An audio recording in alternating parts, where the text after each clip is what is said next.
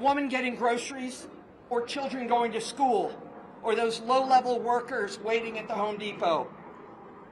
Remember your oath. Protect and defend. Protect the people.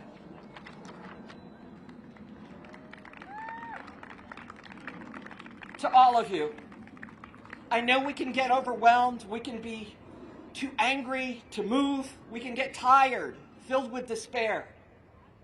At that moment, I ask you to remember whose footsteps you have the privilege to walk in.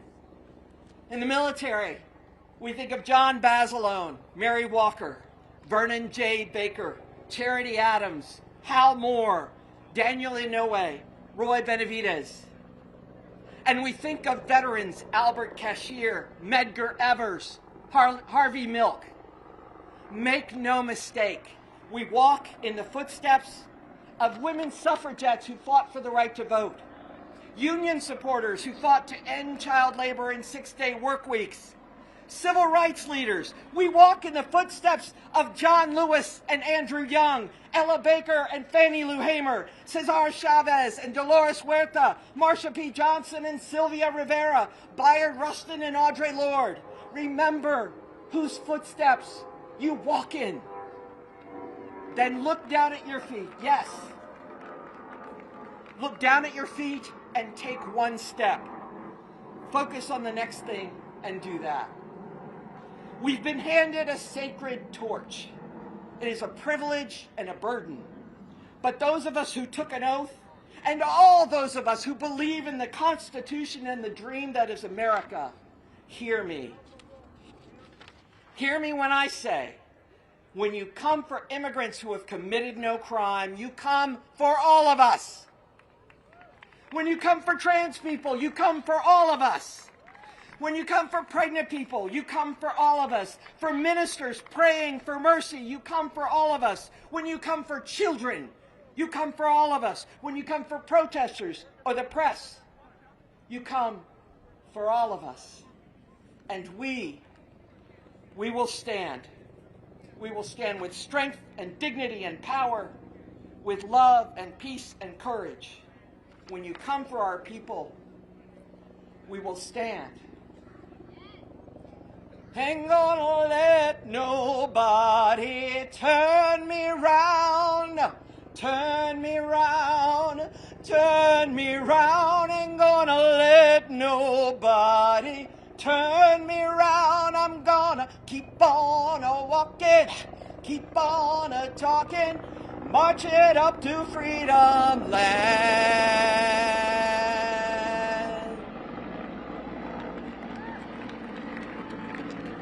God bless America.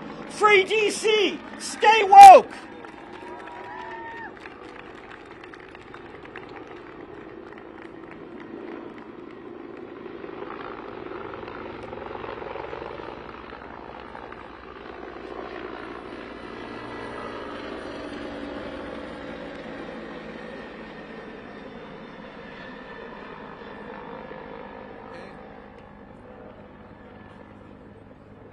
Promised that I would bring out this. You may not recognize it's got beer spelled on it, who knows what else, but it's the protest sign that I had back. It's the protest sign that I had back in 1973. It's still here. I'll give it to the Smithsonian.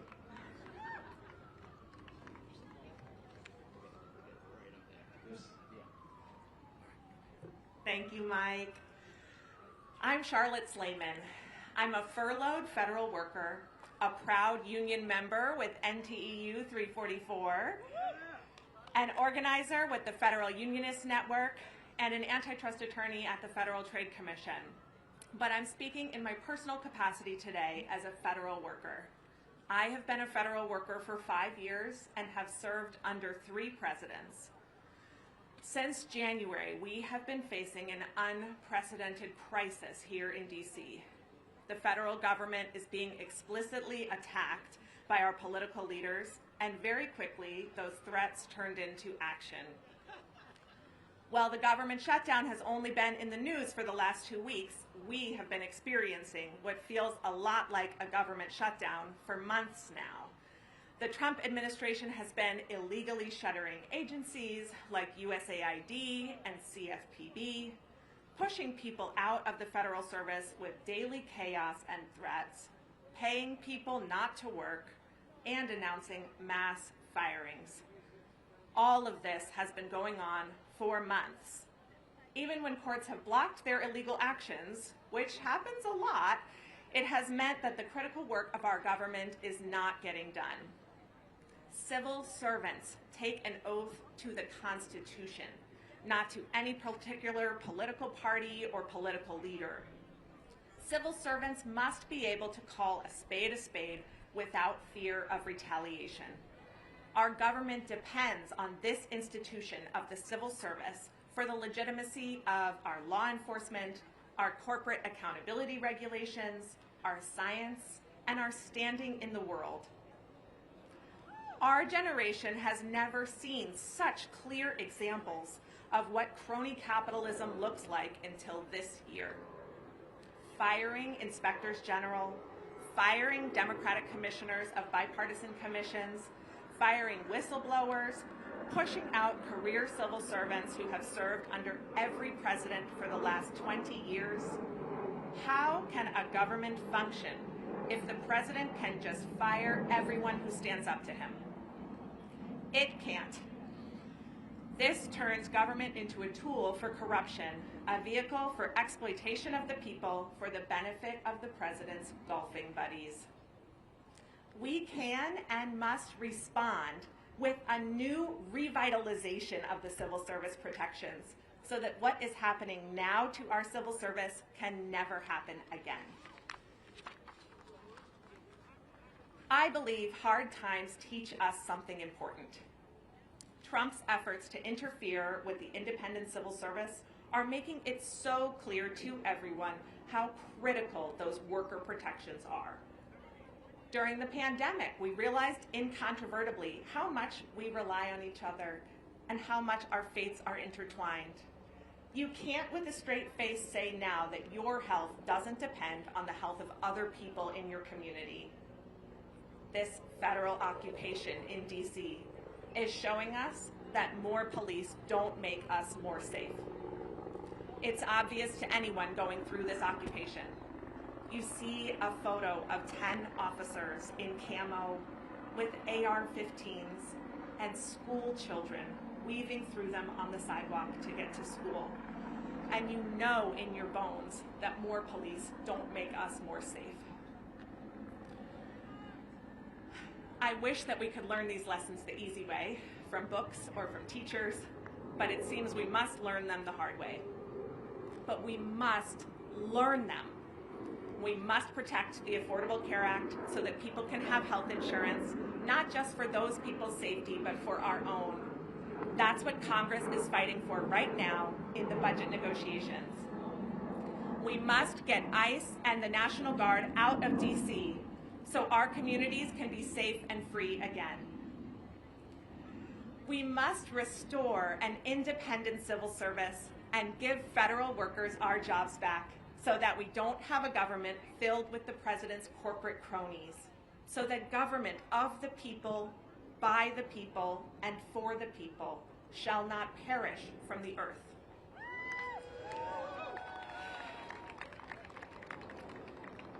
Here's what I think is most important for you to learn today, if you haven't already. Together, we are strong enough to win. I know it's easy to lose hope, which can stop us from taking action, but I am so full of hope. I have really big hopes, and I have 1,000 little hopes, and all of them are worth the fight. My really big hope is that we save the civil service. I have a smaller hope to save my own job, the jobs of my friends and colleagues. I have hope that Congress will stand firm against any stopgap budget that continues the president's lawless, draconian cuts of vital government programs. I have hope that ICE and the National Guard will leave my hometown of Washington, D.C. I have an even smaller hope that they will stop showing up at elementary schools during drop-off and pickup, or even just stop showing up at my son's elementary school. I am taking action on all of these hopes, small and big, and none of these actions are happening alone. For all of these hopes, I have found other people who have the same hope, and we are working together towards achieving them. I know that you have some hopes too. Think about what they are, and choose one, choose 10, choose 100, but please reach out to someone else who might have that same hope and get started. We need you. Thank you.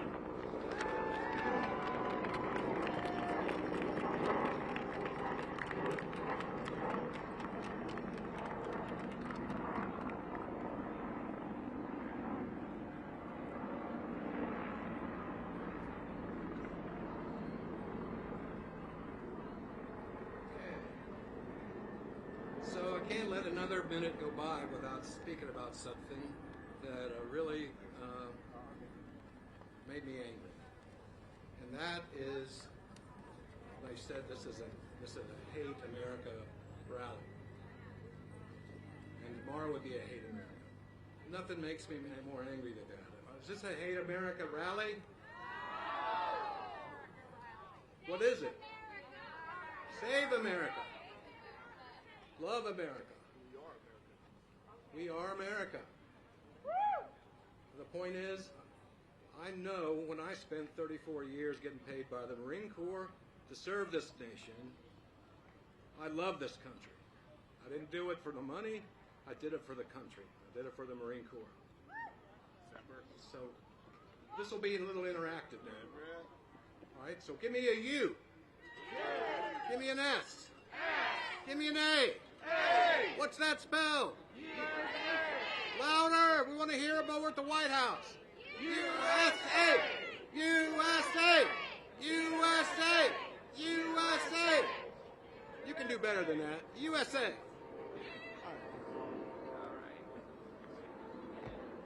Hello. Hello, Washington, D.C. My name is Lelena Brandt. Some of you know me online as Definistrans. I am a transgender Army veteran, an artist, an educator, and a loud believer in democracy.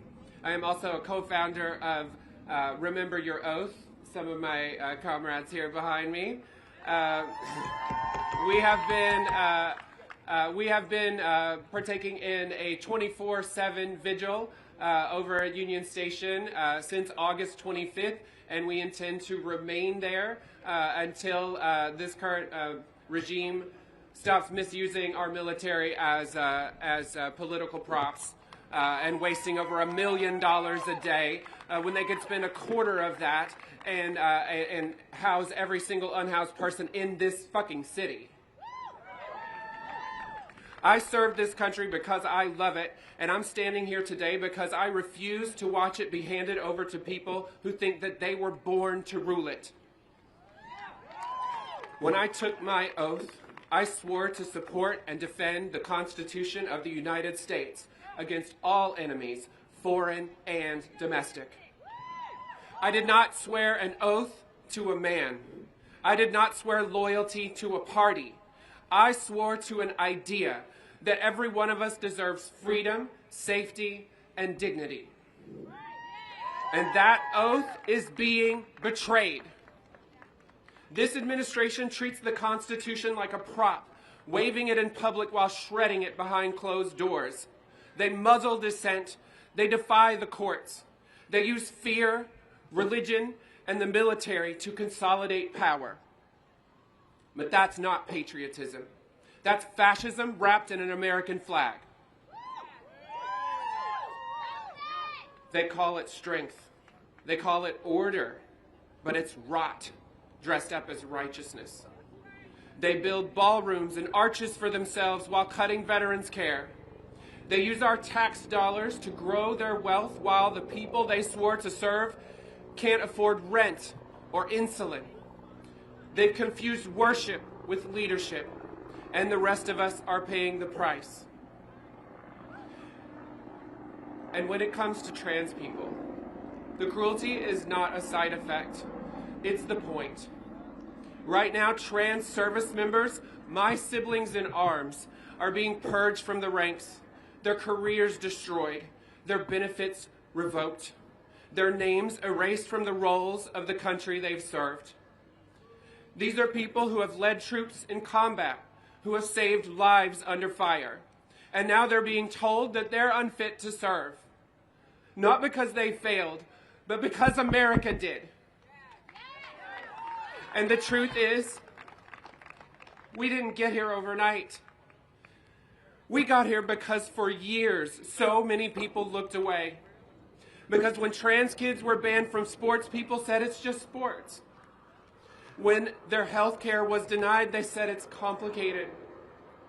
And when we were fired, evicted, assaulted, they said it's tragic, but it's not my issue. What can I do?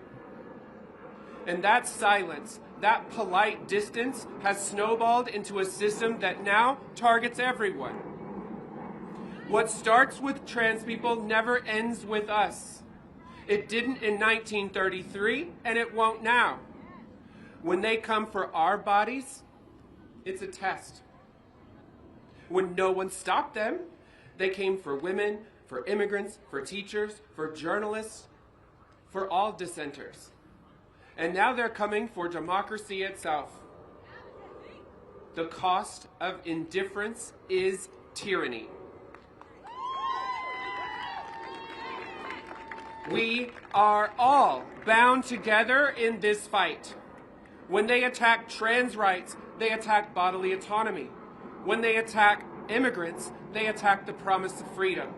When they attack workers, they attack human dignity.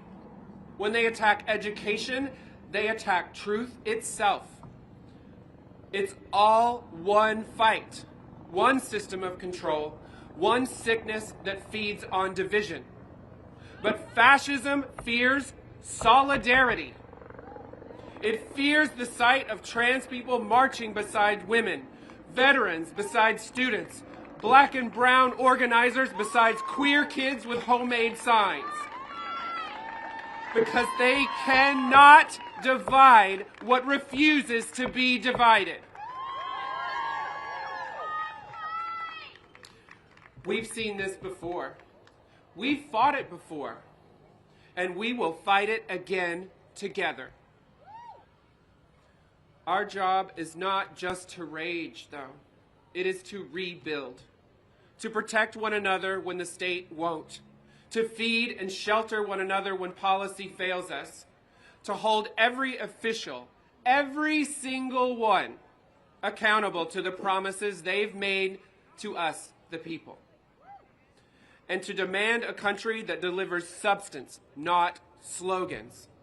Living wages, health care for everyone, homes for the unhoused, safety for the marginalized, dignity for every worker, every parent, every child, every person.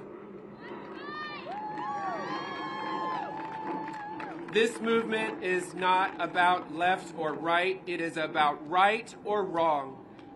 It's about whether power serves the people or consumes them. You don't need permission to defend your neighbor. You don't need approval to demand justice. You don't need a king to remind you that you are sovereign.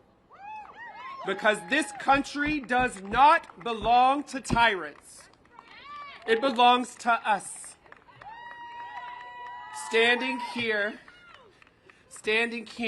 at the Lincoln Memorial, looking out over the reflecting pool, I see the ghosts of every movement that came before us. They marched for freedom. They spoke for justice.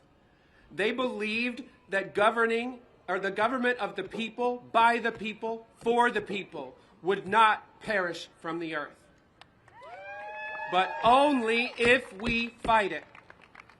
Fight for it, sorry. So I ask you, if you believe in a country where everyone belongs, build it with us. If you believe that freedom isn't a privilege but a birthright, defend it with us.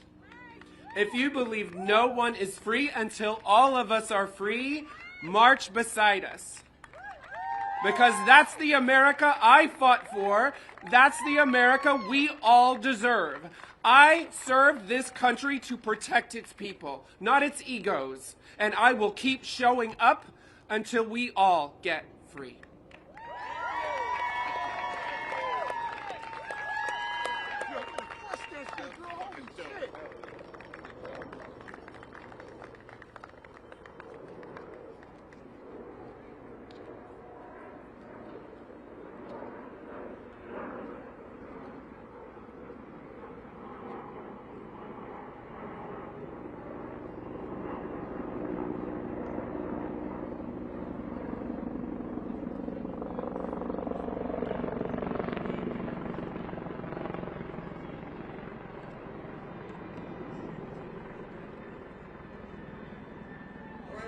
Wave to the helicopter. He's going to come around a few more times. Okay, the next one of our speakers, it's the Trump chain gang. Talking points and blurbs. Introduction. To paraphrase North American philosopher duo Cheech and Chong, if it acts like a mob boss, talks like a Nazi, and smells like a racist, well then it probably has an office at the White House. Okay, and I'm going to turn this over to them. I'll come up on the stage.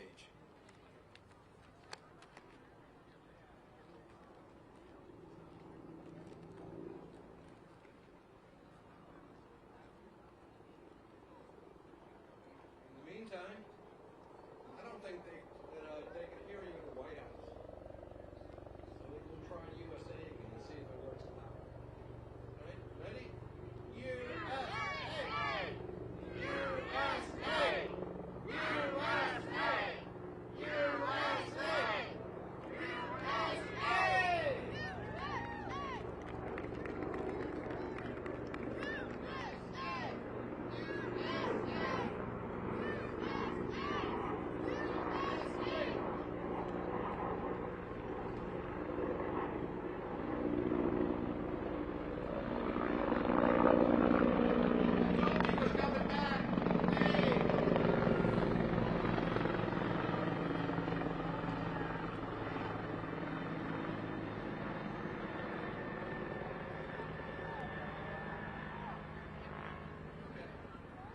They're coming.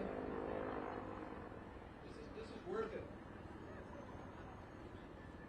While we're standing here, I'll give you an interesting story back from the days of protesting up there on the Washington Monument steps. And in those days, this was after Kent State. So there was a huge bunch of us around the Washington Monument. And of course, it was locked. There was a chain around it. Banging on the chain. Everybody was laughing, but they'll never break that chain. So everybody was talking to each other and protesting, and all of a sudden, bang! The chain broke. So the doors opened, they started to go inside. And again, and everybody started running in there. I stayed outside, but police cars came all over the place. People started running, boom, tear gas all over the place. And that was probably the worst I got. But the point is, we want to make these rallies non-violent. There was no point to that. It didn't help us. It brought the police in. The tear gas a bunch of people, most of which had never done anything. What do you mean?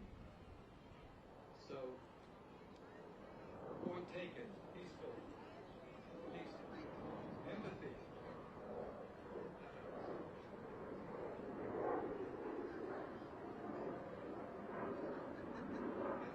some other interesting things. Because those basically our ancestors, to keep protesting and keep doing all the things that you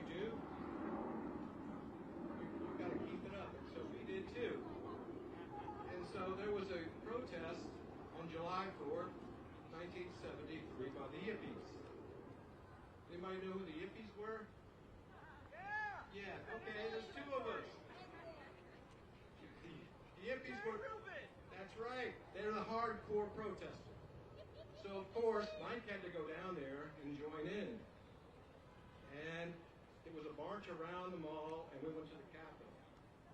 And me and a buddy were riding on a motorcycle, and we proceeded to ride up to the Park Police motorcycles, and luckily we didn't get arrested there. They sent us back. Then we stopped in front of the Capitol. So July 4th is a hot day in Washington. So we got out and we started diving into the pool right there in front of the Capitol. And they let us do it. You know, they had empathy for us of what they could have tear gassed us, they could have done a lot of things, but they didn't. They let us cool off and get out. So this works both ways, with the authorities and with the protesters. So just remember that. Are puppets here yet?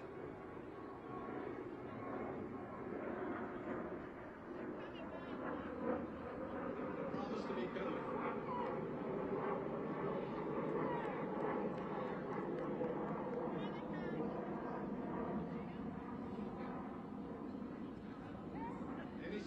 Any sightings? They're right here. Where are they? Ah, there they come. Here they come.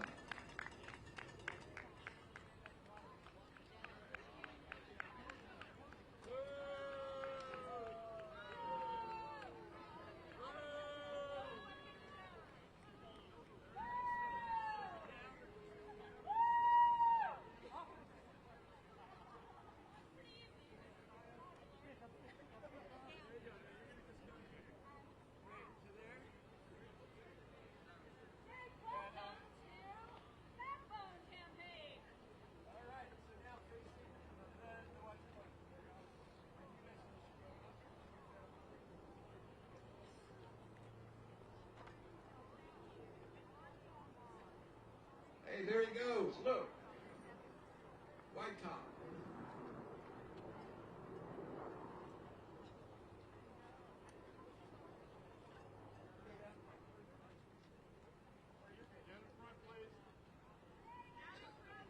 Down in front. Okay, hey, let's come this way, please. This way. Come, here we go. This way. There we go. There we go. All right. All right, y'all. You're gonna keep the group right around here. You're gonna be nice and stay here in front of your place. Okay. Drop your shot up. Yeah. Open up your circle there. Greetings, everyone.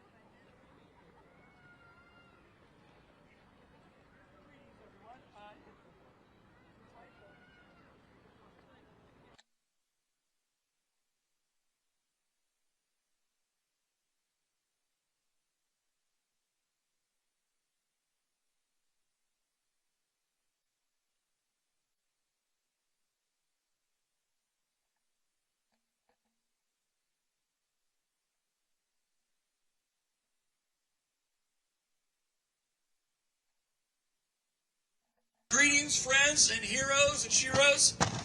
At Backbone Campaign, we take undermining and dismantling of the Constitution, the very essence of what it means to be an American, extremely seriously. These tyrannical buffoons here deserve to be ridiculed. That's right.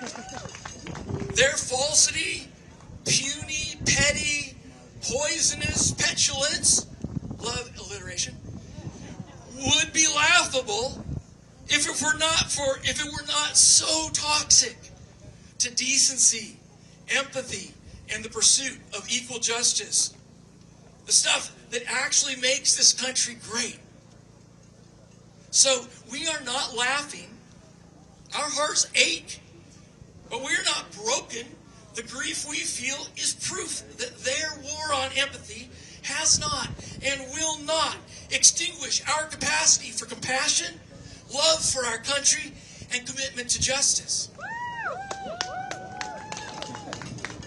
Though the grief a lot of us feel is real, we're not resigned or defeated.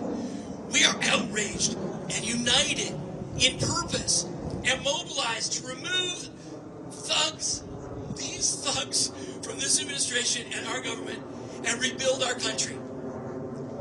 Backbone Campaign joined the Removal Coalition to help make sure that these corrupt and hateful bullies and their sycophant goons be held to account for the violence and destruction they have perpetrated on our country, the rule of law, and the very institutions that were established to provide for the security, safety, and general welfare of our people. Their betrayal to their oath to support and defend the Constitution are a betrayal of the foundational principles that bind us together as we the people. When Miller and company spew hate and threaten violence, criminalize protest, we're not quivering in fear or a fear of reprisal. Fuck that shit. From LA to Portland to Chicago to DC, we the people are countering their fear-mongering with moral courage and resolve. And yes, some humor too. Let's hear it for the frogs and the inflatables in Portland, huh? Yeah, the 5,000 people in the naked bike ride last weekend? Hell yeah. Yeah, those are really scary people. Oh, the place is burning. I just came from Portland. It's not burning. Their divide and conquer strategy to separate working people from each other, rural and urban, is not going to work. It will not mask their corruption and their disdain for democracy. And it will not protect them from accountability. The Removal Coalition is bringing diverse forces together. Backbone Campaign is proud to lend our artful activism, our experience, to amplify the call to remove these thugs, these liars, these kleptocrats from public office, and hold them accountable for their high crimes and misdemeanors, for declaring war on American cities, American values, and working people, and for their corrupt use of power to further enrich themselves and their billionaire sponsors. We will not be distracted. Today, you are witnessing the debut of the impeachment chain gang. We are marshaling art, humor, and creativity to show them their future. We are locking arms with our partners at Free Speech for People who are harnessing the constitutional power of impeachment to hasten their removal. That's why I hope you check out impeachtrumpagain.org. That's their website and the petition. It provides a legal roadmap and articles of impeachment to call out these buffoons for their high crimes and misdemeanors. Here are just a few of their 25 articles of impeachment. Donald Trump has committed treason by levying war against the United States, by mobilizing U.S. troops against civilians in an effort to instill fear in the civilian population, quell lawful political dissent, politicize our military, and usurp local and state authority. Boo! That's right.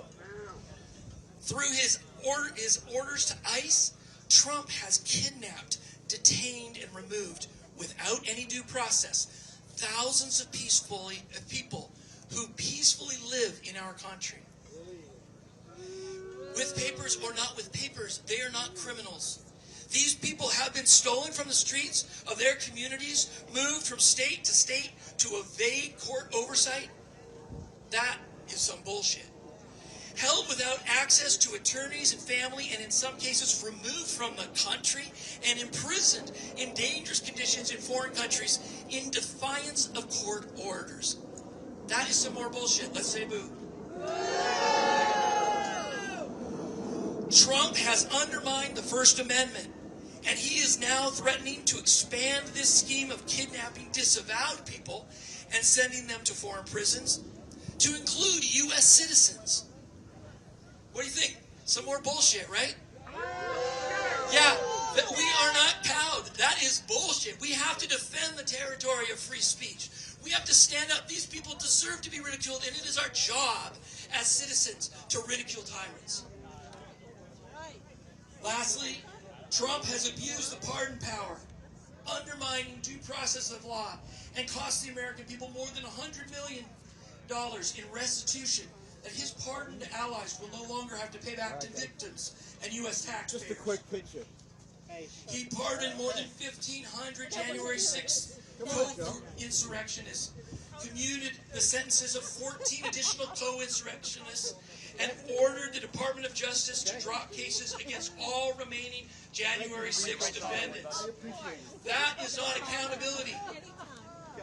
These are just a few of the 25 grounds for impeachment outlined by the constitutional lawyers at Free Speech for People. You can read all of these grounds at impeachtrumpagain.org. Can you say that for me? impeachtrumpagain.org. Let's do that one more time.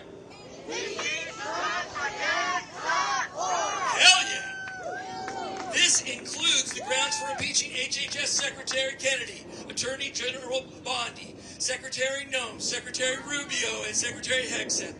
We urge you to join us in calling out these buffoons, calling for their high crimes and misdemeanors, and demanding their impeachment and removal.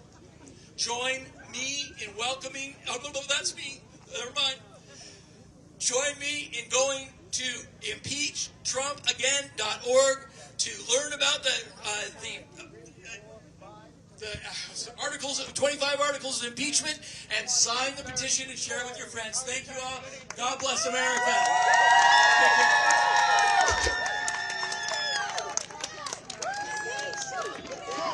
Impeach Trump again!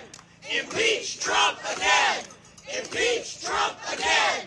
Impeach Trump again! Impeach Trump again! Now these folks, they've got some duties to do. They've got to do some beautification. We've got some pickup sticks and some trash bags, so we're going to go and do our duty to the country. Okay, put up to work, right? Thank you very much, Removal Coalition, and all the organizers. We really appreciate being part of this. I'm Bill Moyer, Backbone Campaign. Check us out at backbonecampaign.org. Thank you all. Together.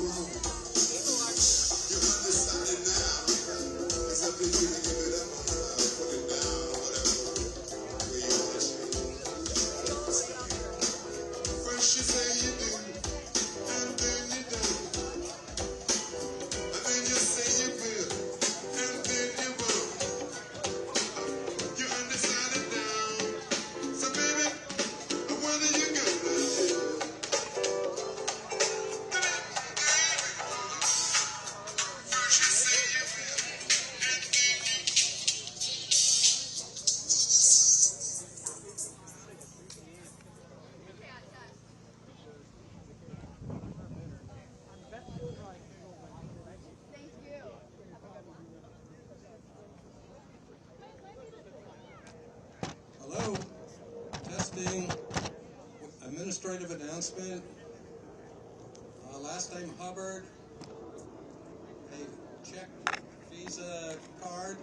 You just come on up and we'll get that to you over there at the side. Now our next speaker, you're going to really enjoy this. Needs no introduction.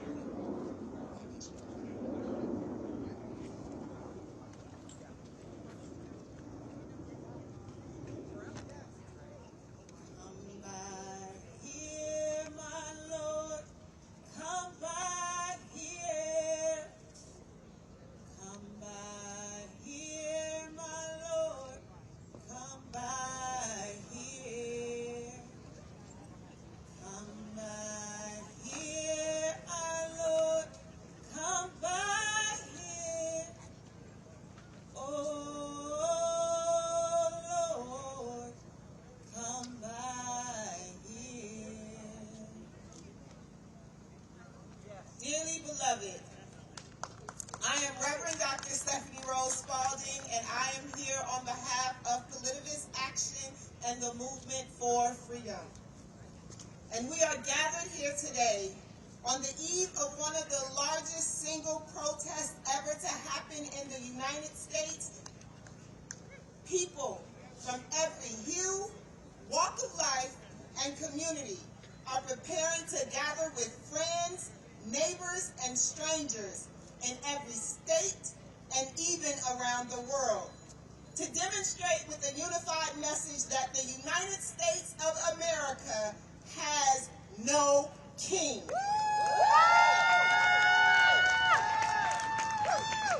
Contrary to the beliefs, behaviors, and policies of Donald J. Trump, we are still, in fact, a democratic republic, governed by the people and for the people, and the power lies with the people. It is true, our democracy may not be perfect, but it still exists, and we will fight for the life of it. As my sister in solidarity, the Honorable Cori Bush, will say, democracy is not just won, but it is maintained by those who resist and refuse to give up on freedom. And we are here doing just that, refusing to acquiesce to a president and his cronies who are beyond derelict in duty and need to be impeached and tried for treason. If you have been paying attention, then I don't have to reiterate the myriad of ways this administration has our democracy on life support by attempting to obliterate all forms of checks and balances, weaponizing the Department of Justice, alienating our allies, and turning neighbors against neighbors. National Guardsmen, whom we employ and train to be mitigators of crises, now incite consternation and fear in fellow citizens and have become the pseudo-private army of a wannabe dictator. Immigration and border agents who we have hired with our tax dollars to ensure safe and welcoming immigration processes are swiftly becoming the most organized perpetrators of human trafficking on American soil. No, I don't have to reiterate these things because each of us in different acute ways are feeling the impacts of this administration's draconian policies in our everyday lives. It is why we have come. Some of us out of the shadows, never having participated in a protest, march, or rally before, but who know that history will record and remember where each of us stood when all hell was breaking loose upon the planet. Others, whose every moment of being is an act of resistance just because we are alive in a society that dares us to breathe. Yes, we are too aware of the trumpery we are being peddled undermine freedom, peace, justice, and safety. Yet I still ask, why are we here today? Why, in this exact moment in time, are we gathered on the planet doing these things? If our response to this question is that we have come together only to articulate a resounding no to the direction in the course of human events that we find ourselves in, then we have come in vain. Emerging in this moment merely to say we do not like what is being done to us is an exercise in futility, because fruitfulness does not emerge merely from negation. Purpose-filled living is generated from affirmation, intentionality, and envisioning. So even as we stand here resisting and saying that we must reject regression, authoritarianism, and hate, we must ask ourselves, what are we affirming? Who are we becoming? What are we living into? And in order to get there, we must wrestle with how we have allowed ourselves to be in this dangerous position in the first place. The truth of the matter, Trump is a monster of our own making. Beloved, if you are like me and my brothers and sisters in the movement for freedom, then we are not just resisting so that we can hold on to the status quo at our own demise. We are organizing and taking to the streets because we refuse to stay stuck in a past that is no longer conducive to humanity. Quite honestly, it never has been, and people are crying out. People are finally waking up, and I am just going to proclaim this right now. I am fucking woke. What is the alternative? Walking dead? Sleepwalking? Wake the fuck up!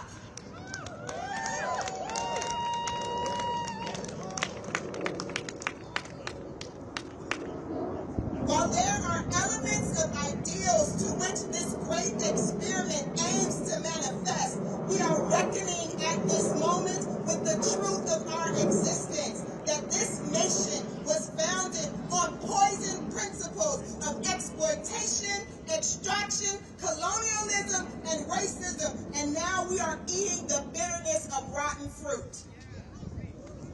America's demonic covenant with dehumanization and an exploitative economy rooted in practices of genocide and slavery for some and meritocracy and exceptionalism for others is, as our departed brother Malcolm has shared, the chickens coming home to roost.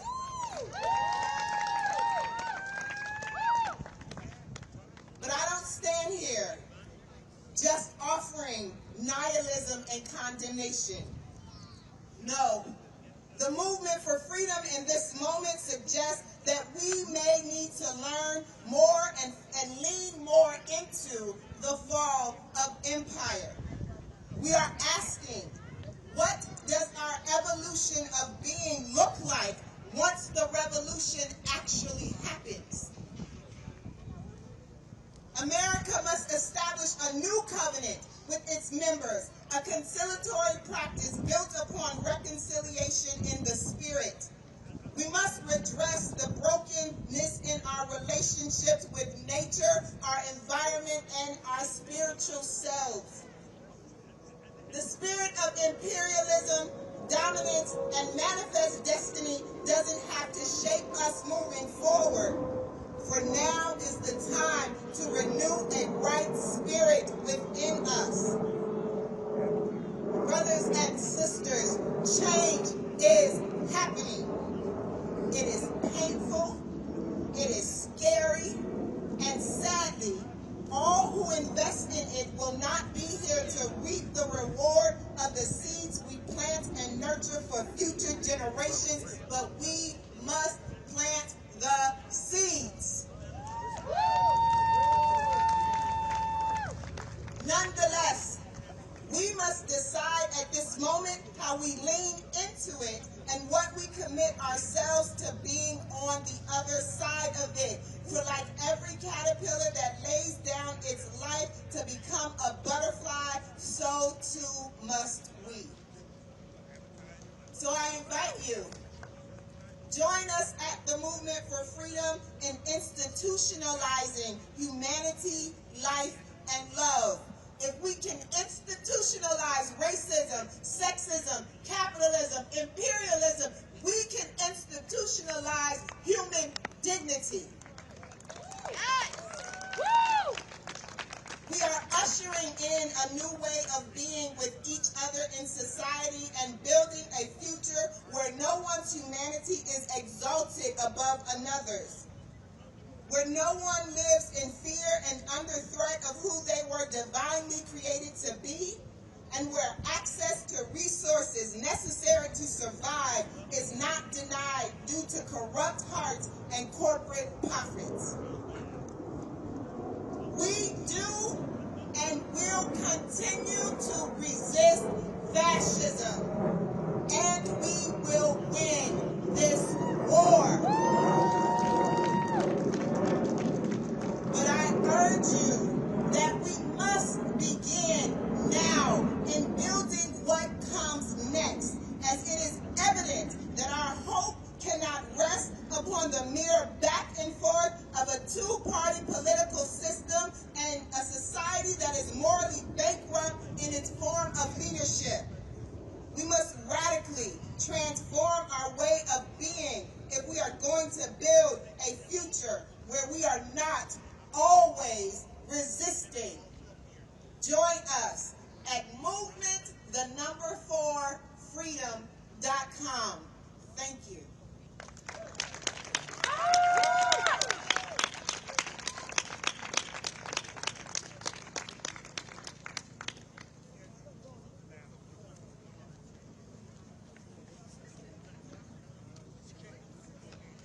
Okay, we're here with a famous, infamous person on the internet. How many people follow him? Wherever he goes? Give him a yell, man. Appreciate that. I do. And behind him, so we turn it over to you for the remarks now. What's up, DC? First of all, we can't fucking fight this guy if we're dead. And you sound dead. What's up, DC? Since we're standing in front of the Lincoln Memorial, let's talk history. The framers of this Constitution, the framers of this country, they came from a monarchy. They bared witness firsthand to what a tyrant looks like, and they were adamant. If you go read the debates between the Federalists and the Anti-Federalists, if you go study how the Articles of Confederation came to be, if you read Madison, you're going to find out one of their key concerns, one of the things that worried them the most was using the army against the people. That was what they believed was how a tyrant became a tyrant and a king became a king, was to turn the army against the people. For example, the Second Amendment was not about personally owning firearms, despite the NRA convincing politicians of that so we can ignore dead children in schools, but I digress. The Second Amendment was always about this fight between Federalists and Anti-Federalists to ensure that a standing army could not overturn a state's sovereignty. That's what it meant. It was always about preventing a king from happening. So, let's fast forward to where we are. What's happening right now? The National Guard was sent to LA first, and then the active duty Marine Corps was sent to LA. And then the National Guard was sent here to DC. And now they're trying to send the Texas Guard to Illinois. This is not a fucking accident. It is on purpose. This is the blueprint. They're doing it for a reason. It's the agenda of how a king becomes a king and a tyrant becomes a tyrant. And I need everybody to recognize that. I hear these arguments online. They're trying to do this. They're trying to make a fucking king. They're trying to overturn a democracy. And you better be a lot more pissed off about it than you currently are.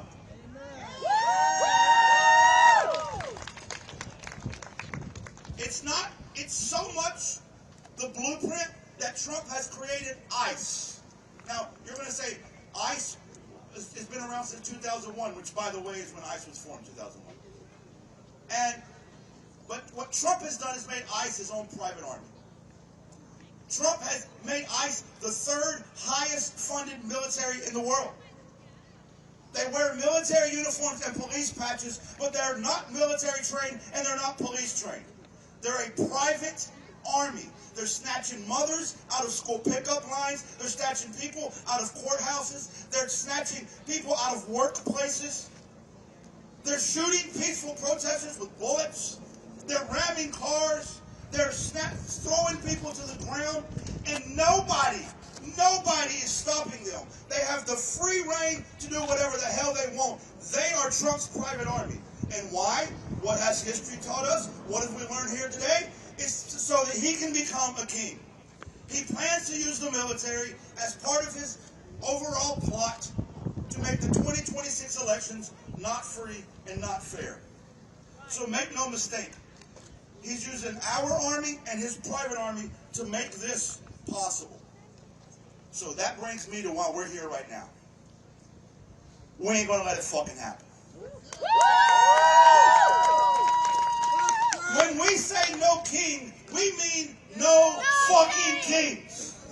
You're not going to be a king. You're not going to be a tyrant. Not on our watch. Now listen. We say that. Do you mean it? Yes. We say that. Are you going to do anything about it? Yes. Tomorrow is going to be an incredible moment. The No Kings protests across the country. I remember the first one that happened a few months back.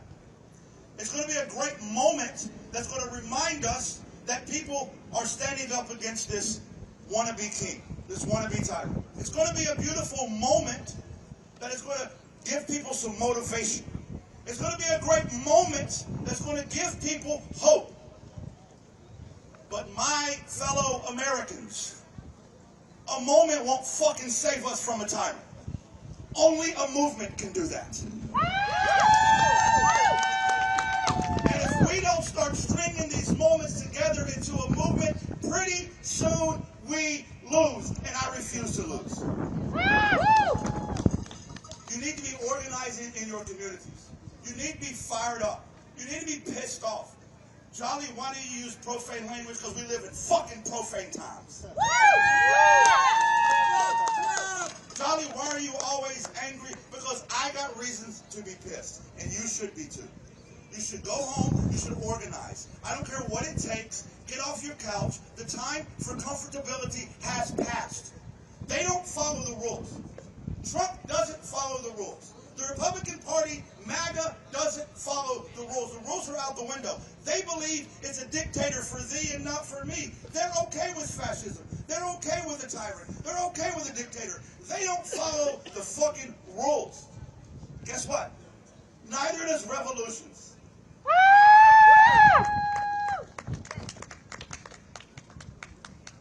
My bad, y'all didn't hear me. Mic's off. Neither does fucking revolutions. If we don't get pissed off and mean it, guys, we lose. You can be here all day. You can come to these rallies. You can do whatever you want. These moments won't save us. We need a movement. We need a revolution. You got to get up, get out, and drag your neighbor with you. Fuck Trump. No king. Thank you.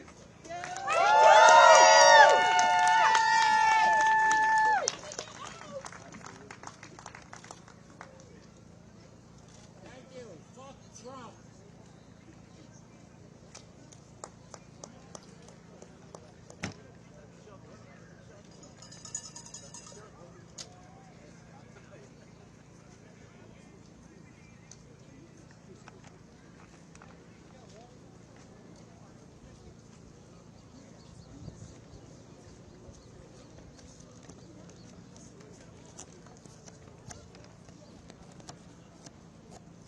another speaker is going to address a subject that we really need to hear about. There's so many things coming at us from the Trump administration that it's hard to keep track, but don't lose sight of the picture. We'll turn it over to our guest speaker.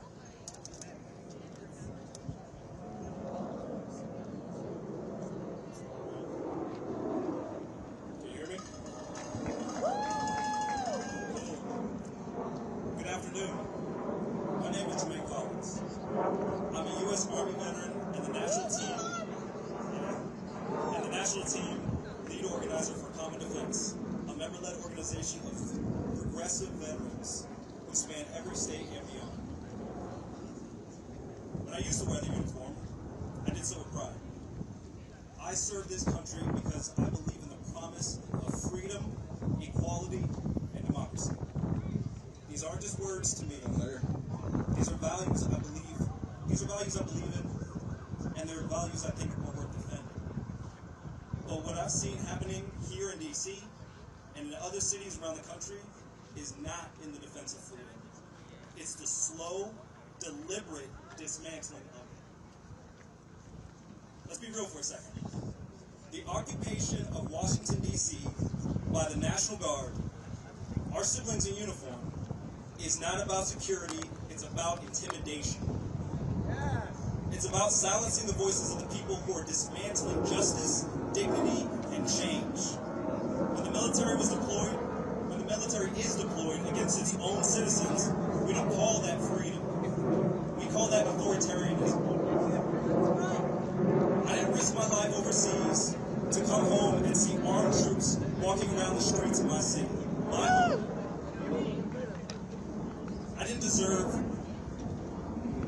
We don't deserve federal agents coming around here, snatching up our neighbors off the street without a word, without a cause, without accountability.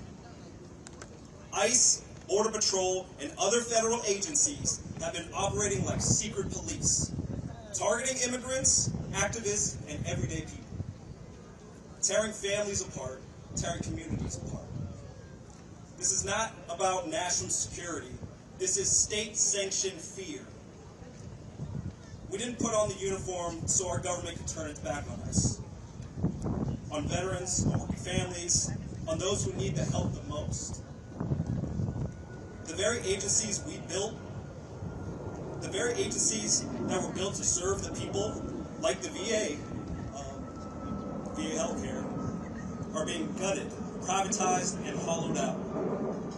And this started long before the government shutdown. So let me tell you something.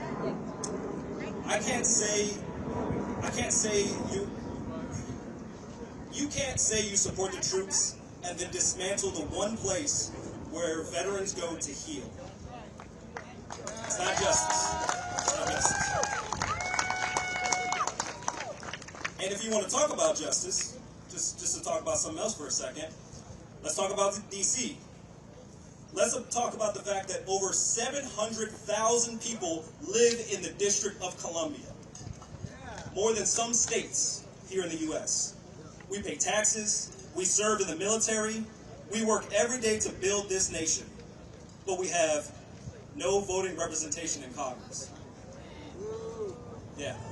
You guys know the motto, taxation without representation. You know, the very thing we fought a revolution against.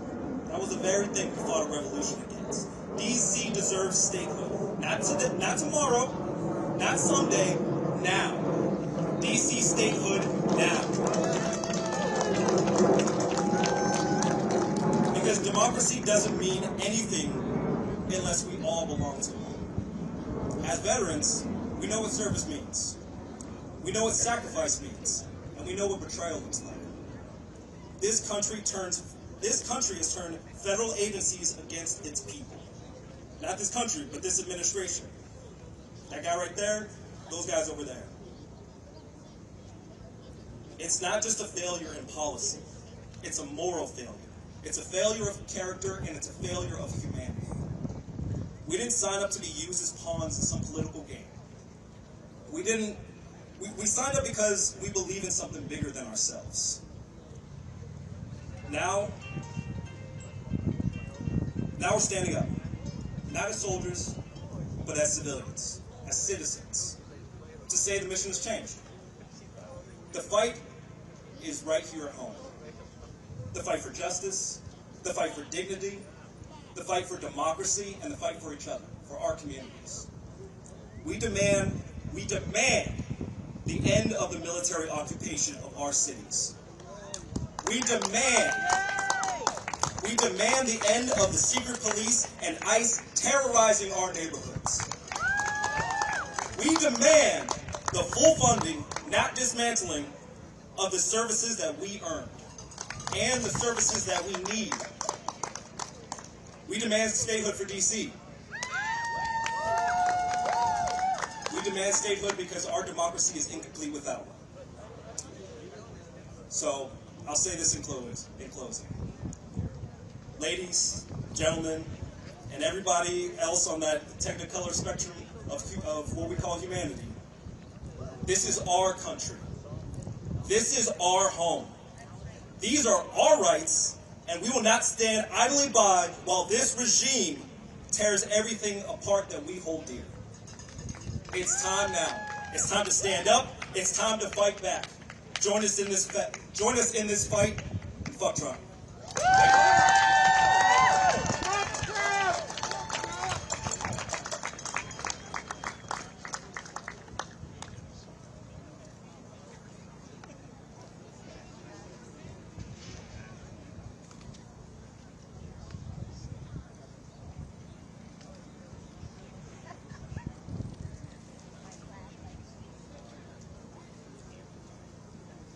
Okay, folks, get ready for this.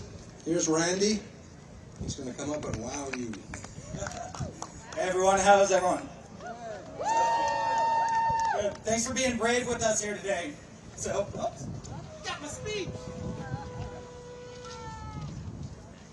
Don't know who I am without this. My name's Randy, and I'm one of the founding members of FLARE. FLARE is for Liberation and Resistance Everywhere. We take that E really seriously. So I want to take a second to thank the amazing team for putting on this weekend, especially Indivisible, 5051, and 5051 DC, Common Defense. So the folks at FLARE, we've occupied that space since May 1st, maintaining a 24/7 presence. And we're made up of people from all around the country, some of whom had quit their jobs and left their lives just to come here. So they've given up holidays and birthdays and first days of school to help fight for our country. And we haven't been able to do this without some really great partners.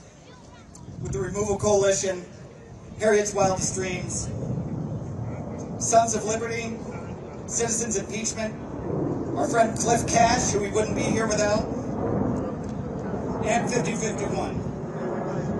And right now I want to let everyone know that we do need to keep up the momentum. So, FLARE, the Removal Coalition, Remember Your Oath, and a number of other partners are going to be having an event 11/22, September 22nd, that's going to be capped off and headlined by Dropkick Murphys. Woo! Right? I know. We're also joined at FLARE by a group of veterans at Remember Your Oath, so I want to thank Lainey, Matt, Rig, and Jolly for bringing everyone here with them, and for hitting the streets with us. And as many of you know, the FLARE encampment was raided on October 3rd by National Park Police. Illegally took $20,000 worth of our stuff, put it in a warehouse, and hid it from us for a few days, and then let us come get it. So, no, and they, so we were met, so we want to thank DC for their kindness and their openness, and for the past 160 days in supporting us down there. So, FLARE was founded on the principles of nonviolent direct action. What that means is we're not going to sit idly by and watch fascists destroy everything that we've worked for. We go where the fascists are. We go to the Heritage Foundation, to Buttersworth's, APAC, to their white nationalist church down at 229.5 Street, Pennsylvania Avenue, southeast, is their white nationalist church just above the old Heritage Foundation office. We're pacifists, but not passive. Flair doesn't hide anything that we do, how we feel, or who we are. When we protest, we advertise it. We want them to know that we're coming. We want them to know that we're watching. And we want them to know that they will be held accountable for their actions. And that's the thing that they fear the most, is accountability. And we need to be very clear on what accountability means, so they don't misunderstand it. They will be held accountable in every sense of the word, and we will do it constitutionally, we will do it legally, and we will do it openly. Because we don't hide. No matter how much they preach law and order, they practice the opposite. They sow division and chaos in the people as a distraction to their own criminality. It's right out of the fascist playbook. Create a false narrative of crime and corruption, blame marginalized group of people, and send the Gestapo in to terrify the citizens in the name of law and order. Yet, they're the ones that created these structures and laws of oppression and violence and call it freedom, like the liars they are. And they're the ones that make the racist, anti-trans, anti-women policies and then hide behind cops like the fucking cowards they are. Another thing out of the playbook is to overwhelm us with all of their hate and vitriol so that we only worry about ourselves and we only fight for ourselves. Flair doesn't do that, and we won't do that. We will not forget about our disabled communities. We will not forget about our black and brown communities. We will not forget about our queer communities. We won't forget about Ukraine. We won't forget about the Uyghur in China, and we will never forget about the people in Palestine. So, I have a friend, Danny, who, one of the strongest people I know. And I wish she could be here today, but she's been sick recently for a while. But when she's not getting treatment or having brain surgery, she's right here with us. In fact, I talked to her the other day, and she had just finished up. After spending 6 days in the hospital for brain surgery, when she got home, first thing she did was some mutual aid. She contacted people and saw where she could help, and she did it. So, she's been out here with us since we started in February. A handful of us started in February out in front of the Heritage Foundation. And seeing this fight through is what keeps her going. Seeing all of you out here building community and taking care of each other keeps her going. So my friend Danny is also a musician. She was explaining to me that, I'd like to tell this story. She was explaining to me that in the choir, when a choir member needs to breathe, everyone else will sing a little bit louder. And there's lots of people here that need to breathe right now. And it's up to us to sing a little bit louder for them. We have our immigrant communities too afraid to go outside and send their children to school or to advocate for themselves. We need to sing a little bit louder for them. Not only do they need to hear us, but they need to see us. White people, we have to use our privilege the right way. We're the ones that can get away with going out and filming ICE and interrupting their activities. We're the ones that can walk into the halls of Congress without fear of our safety or lives. And I think the other side proved that, didn't they? We need to use this privilege, especially if you're a white male veteran like me. We have our trans communities being denied healthcare and basic human rights and are being blamed for everything from helicopter crashes to school shootings. We need to sing a little louder for them.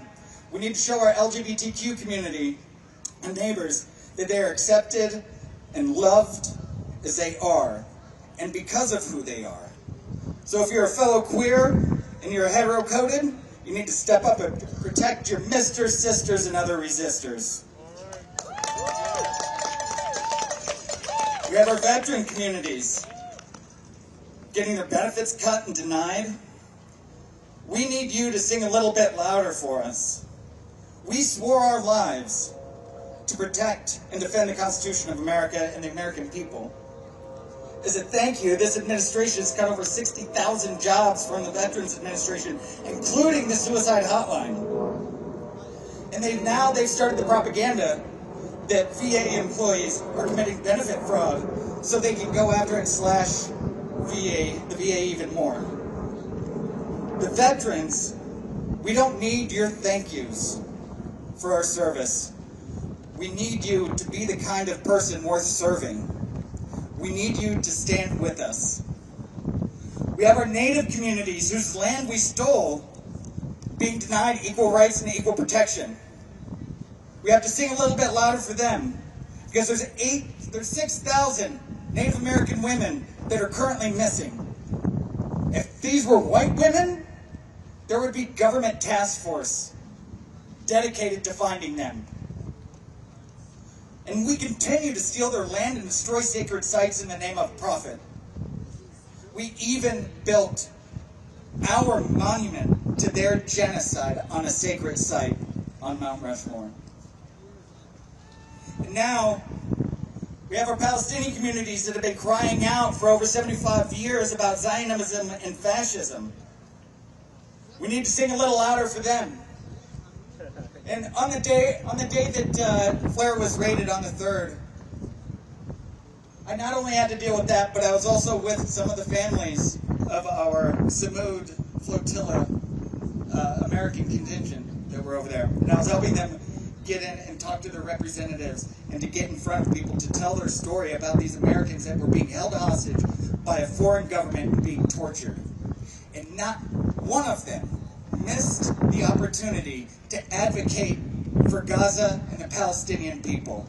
It was, yes, I want my loved one home, but we need to solve the problem over there so no one else has to deal with that again. So our Congress has enabled Israel to murder 68,000 Palestinians, most of them women and children, since 2023. There's an American teenager from Florida named Mohammed Ibrahim, currently in an Israeli prison. He's 16 years old, being charged for whatever they want to charge him with. He's from Florida, and he's currently in an Israeli torture prison. And we haven't heard one word from his senators, from his representatives, or from the State Department. They don't care about Palestinians, and they don't care about their constituents. They only care about AIPAC money. And this is not about Israeli security. This is a Palestinian genocide. When we formed FLAIR, we all put an emphasis on that E. So we're not free until we're all free. So right now, I need to sing a little bit louder. I need to sing a little bit louder for my friend Danny, who can't be here today. I need to sing a little bit louder for our immigrant communities. I need to sing a little bit louder for our trans and queer communities. I need to sing a bit louder for our veterans. Sing a bit louder for our Native communities. And I want you to sing really loudly for our Palestinian communities. So, thank you all so much. Free DC, free Palestine. Our day will come. Thank you.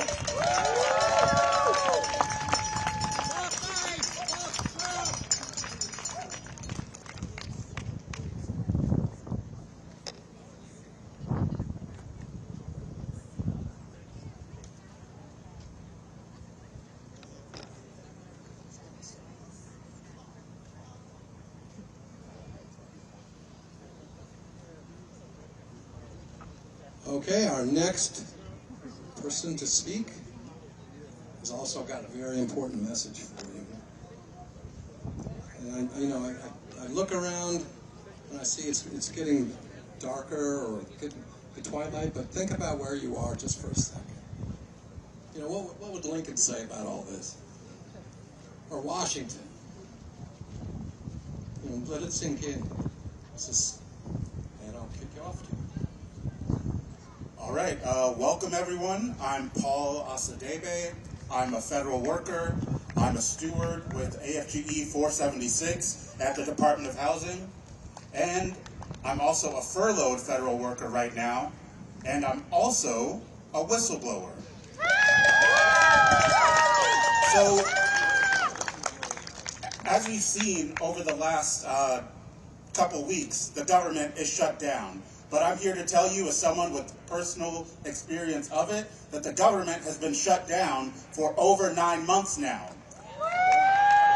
From the beginning of this administration, any part of the government that actually helps working people, like my part of the government, that works on civil rights and housing, making sure that everyone has equal access to the housing that they need to get good jobs, good education, good health care, to be safe, and just fundamentally to have a roof over your head, that part of the government has been shut down for a long, long time. Way before spooky season started, we were already shut down. And I'm here to tell you, as someone who has been in this government for years and who is now dealing with the atmosphere of fear and control and uncertainty that this government is creating right now, as someone who's had coworkers fired, who's had coworkers forced to resign, who's had coworkers feel that they can't take it anymore and need to leave, and who himself, who is a whistleblower and who has been fired for speaking out, who's had coworkers also fired for speaking out publicly and telling Congress and you, the American people, the truth about what is happening with their civil rights. I see that in this moment of a shutdown, it's not just a shutdown, it's a time to fight back. Because we're seeing that it's impossible to treat this as business as usual. Under normal circumstances, I wouldn't be up here. Before February of this year, I had never spoken out publicly about anything. I just tried to do my job. I just tried to make sure that you had equal access to housing. But it became very clear very early on that we were not going to be allowed to do that for the next 4 years, and for as long as they want to make it. We saw from almost day one that we were having people block our attempt to protect your civil rights. I'm a civil rights attorney. What I do day to day, and what I swore an oath to do, is to make sure that when your landlord or your bank or your developer who builds your house or your state itself tries to discriminate against you, I'm the one who comes in and makes them stop. And we do it for free. We are legally required to investigate every case that we get. We're legally required, when our investigators see that someone probably discriminated against you, we are required to charge that case. We're required to come in and stop them. But they've harmed our ability to do those investigations. They've come in, and political appointees, 20-year-olds, who are not lawyers, will come in and say, I don't like that case. We're just going to squash that. You're not allowed to work on that anymore. We're seeing them come in with settlements. So imagine you have come to an agreement with your landlord or whoever that they're going to stop doing whatever made you file a complaint in the first place. And then the federal government is going to monitor them. They're going to make them get training so that they know how they're supposed to actually run their business. They're going to make sure that we are making sure that we are monitoring what they're doing so that they don't discriminate against you in the future. Imagine some 20-year-old saying that we're just not going to do that anymore. That doesn't align with administration priorities. So we're just going to stop that. And then you're just left on your own with no one to help. Every step of the process, everything that we would normally do to help you as the American public, we are being stopped from doing that. And since I took an oath, since my coworkers took an oath to defend and serve you no matter who is the one attacking you, even if it's the president, even if it's Elon Musk, if it's Peter Thiel, if it's some governor in Texas or Mississippi or New York. It doesn't matter who it is. We are the ones who defend you. We took an oath to do that. And in this moment of these endless attacks, these attempts to get rid of any capacity for the government to do anything that actually helps you, for them to have the ability to just weaponize the government, to turn it into nothing but a weapon. In that moment, we knew that we had to stand up and tell you what is happening to your rights on a daily basis. And that's what we did. We went to the public, we went to the media, we went to Congress, we put our names on it. We're not going to let them say that we're leaking anything, that we're hiding anything. They're the ones who hide stuff. They don't want to tell you what they're doing. If you ask them, they'll say, oh, we're fully enforcing all your rights. That is not true. And we had to tell you exactly how that's not true. And we saw from their response what their priorities actually are as an administration. So when there's hundreds of kids in Texas who are facing a natural disaster and who died and they need urgent help, it takes 72 hours for them to respond to that. It takes Congress and the media to figure out where Kristi Noem even is during that situation. When it comes to... She's shooting fucking puppies. She is. When we see people coming for urgent help, people who are suffering from domestic violence, they have a stalker at their door. They need urgent help to get out of that unit and get somewhere that's safe for them and their kids. It'll take a long time for them to help you with that, if they're going to help you at all right now. But when whistleblowers use their rights to tell the truth in a week, oh, we got a packet ready and we're going to walk you out of the building. That's their priority right now. But the American people's priority, my priority, is actually making sure that everyone has access to what they need in this country. Whether that's housing, whether that's education, healthcare, and that's the big fight right now with Congress. The government shut down right now because people don't want you to have healthcare that you can afford, that you can actually rely on. And so some people in Congress have decided to hold the line on that. And that's important because if the premium increases that are happening, people are already getting in the mail, if those go through, it's anticipated that 50,000 Americans a year will die who didn't have to die because of that. And that's disgusting, and that can't be allowed to continue. But it's not just about healthcare. We can't fund a government that's dismantling itself day by day, that's being weaponized, that has no accountability, that's attempting to traumatize its own workers. They've openly admitted that that's what they're trying to do. So in that moment, it's not business as usual, and Congress can't continue as if it is.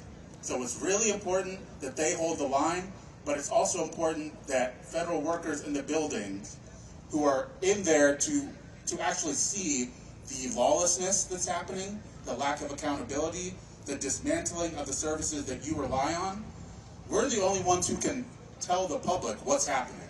Because if we don't stand up, if we don't honor our oath by organizing to actually protect our agencies and the American public, it's going to be too late by the time actually people recognize the effects.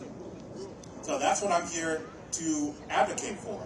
As a federal worker, like I said, I'm a union member, I'm a steward, and I'm an organizer with the Federal Unionist Network, which is a collection, a network of federal workers all across the country who are organizing across agencies, across unions, to actually meet this moment where normally, as I said, we would just keep our heads down, do our jobs, but when they don't let you do that, you have to respond.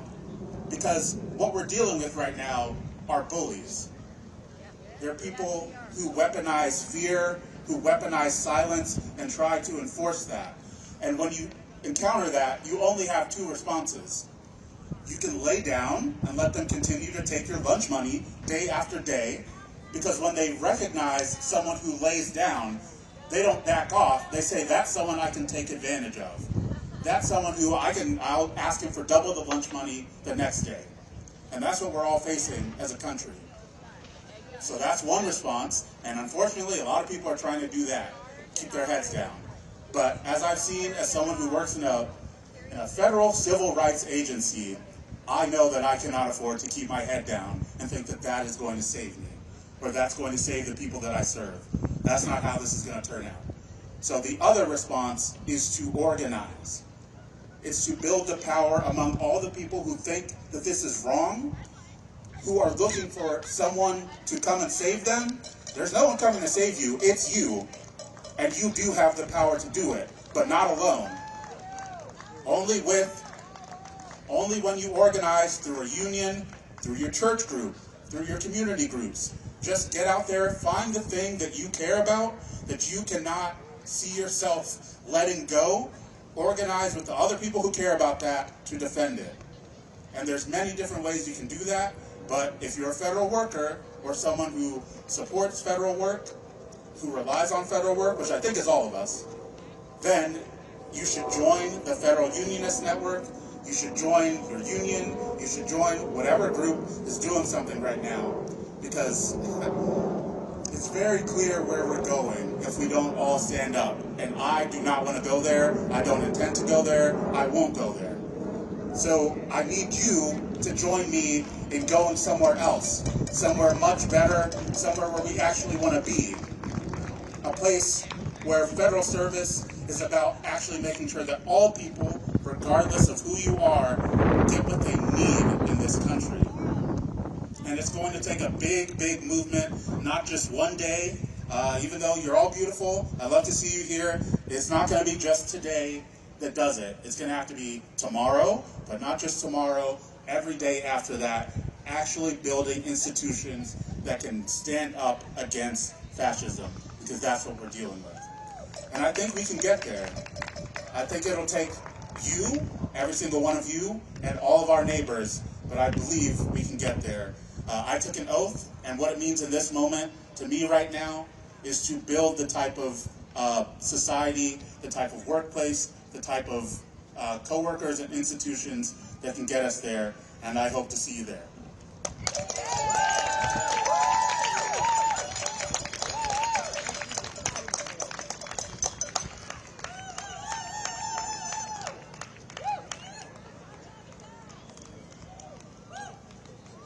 And we have yet another speaker who's going to enlighten you on another, I don't know what you call it, but breach of a democracy. That's I'm trying to say it nicely without cussing. But I'd also want to say, look up there. They came to D.C. They're seeing democracy in action. So clap for them.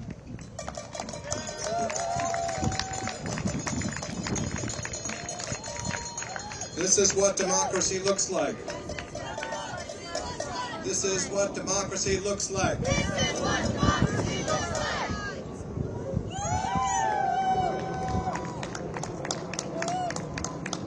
Bring it in, y'all. Bring it in, bring it in, bring it in. Come on, let's show them some unity. We're going to talk about unity, but let's start with everybody coming a little bit closer if you can. Come on, come on. Donald Trump, you such a clown! You're not welcome in this town! You're not welcome in this town! Donald Trump, you're such a clown! Donald Trump, you're such a clown! You're not welcome in this town! You're not welcome in this town! You're not welcome in this town! You're not welcome in this town! You're not welcome in this town! You're not welcome in this town! No Trump, no KKK, no racist USA! No Trump! No KKK, no racist USA! No Trump, no KKK, no racist USA! No Trump! No KKK, no racist USA! I said no Trump, no KKK, no racist USA! No Trump! No KKK, no racist USA! Give it up for yourselves, y'all. We out here on a Friday. Kicking off No Kings Weekend in Washington, D.C. I got a little pop quiz for y'all.